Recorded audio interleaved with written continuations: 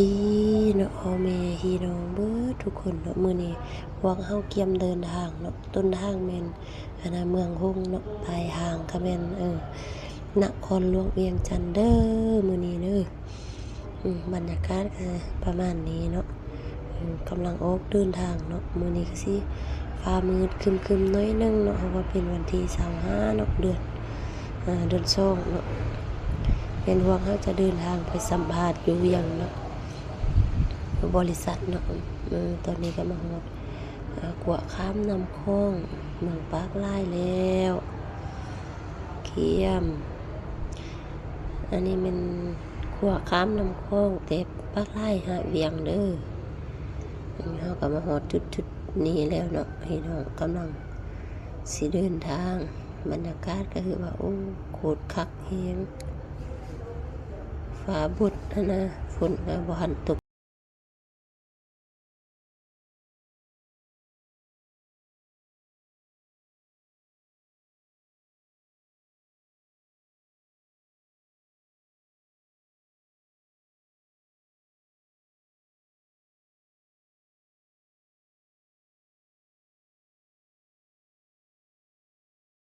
ขั้วข้ามนำคลองปากลายเนาะเป็นทางเบิ่งสหับอยู่ก็งามอยู่ดิโอ้เนาะอันนี้แม่นขั้วข้ามนำคลองเมืองปากลายเด้อต้นทางเมืองฮงเนาะนี่น้องเนาะเมืองปลายทางคือเวียงจันทน์ปลายทางเป็นเวียงจันทน์เด้อ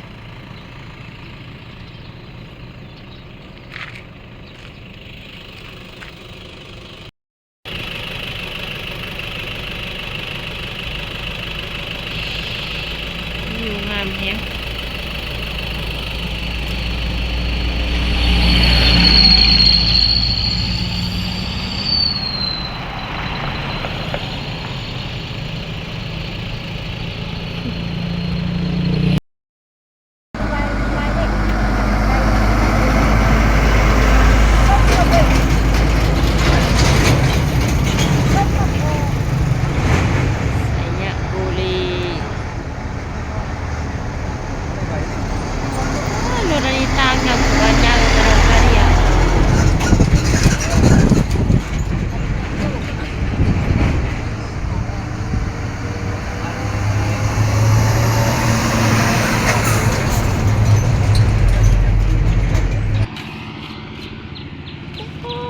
สูงแค่สูงว่า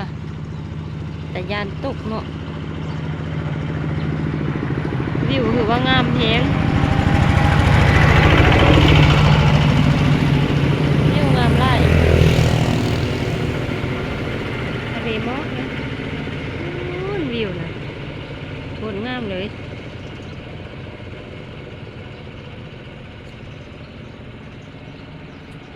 จะปูบ่ตอนนี้เขาก็นั่งรถไปต่อเนาะหลังจากนั้นเขาก็ไปแล้วเขาก็จะไปแวะกินข้าวอยู่สารคามเด้อตอนนี้ก็ขี่รถอยู่อันนี้เป็นทางแต่ปากลายเนาะสารคาม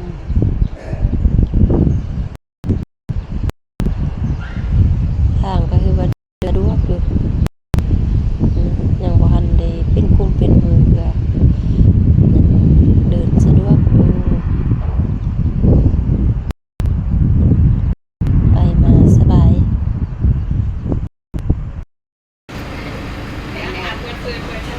ตอนนี้กำลังหักเคียงกินข้าวสวยเด้ออยู่สารคามแกเอาคนจักโลแค่ไรเป็นเหนือว่านัทธาการนัทเสียไม่ใช่ดังคนนี้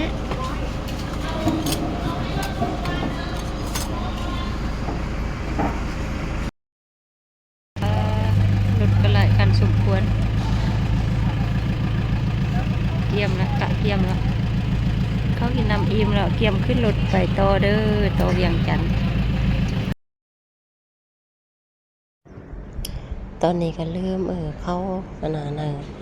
เมืองมาได้แล้วเนาะอันนี้ก็เขตนอกอยู่เนาะก็เขตบริเวณเวียงจันทน์ อันนี้ก็เป็นน่าจะเป็นบริเวณเนาะแถวตัวเมืองแล้วเด้อพี่น้องเด้อก็มาฮอดหน้าเมืองแล้วเนาะก็จักหน่อยก็สิ25บ่ทักบ่อนเช้ากันเนาะ25กินข้าวกินน้ำตอนแลงเด้อแล้วก็สิพักผ่อนอยู่ในคืนหนึงตื่นเช้ามาวันที่26ก็จะไปสัมภาษณ์อยู่ที่บริษัทเฮาสิไปเบิ่งบรรยากาศกันเนาะพี่น้องเนาะว้าวตอนนี้ก็มาฮอดเวียงจันทน์แล้วอยู่เฮือนฮักสายสามมอนอยู่ห้อง31เนาะหลังจากนั้นก็มาชมวิวเราเบิ่งข้างนอกจักหน่อยเนาะชมวิวเวียงจันทน์เด้อมื้อนี้มาเบิ่งกันว้าเป็นตาเดี่ยมตากะโดกาเดีย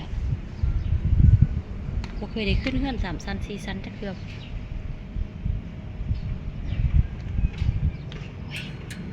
ว้าเบิ่งตกลงไปใต้อย่างเดียวบ้านนั้นเขาเจ้าเห็นบ่ขึ้นสูงว่างั้นน่ะสันซ้ำ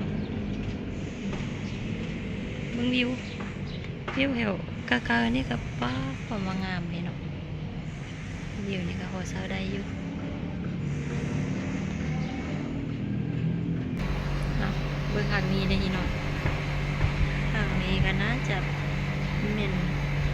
เสาเห็นแต่ดุงกามเลยอันนี้ให้เมนหมอใส่เสื้อผ้าได้อยู่ข้างๆนี่ดิจะปิดคลีนนี่นี่เป็นหาบรรยากาศเด้ออยู่นะเวียงจันทน์ลาวอันนี้เป็นอยู่นะเฮือนทับสายสมุนเนาะอันนี้มันข้าเจ้าจะมาลุนเนาะมันจะค่อยก็จะเป็นรู้มากก่อนเนาะ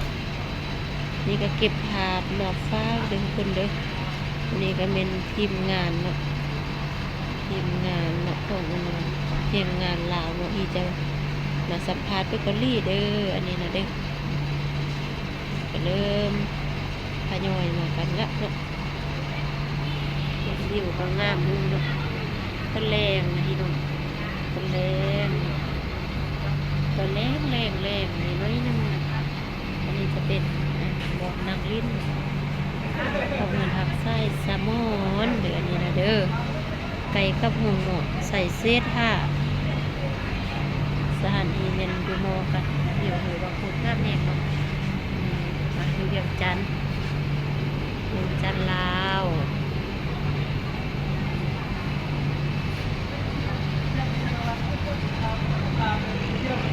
อันนี้เขาขึ้นมาอยู่อันนี้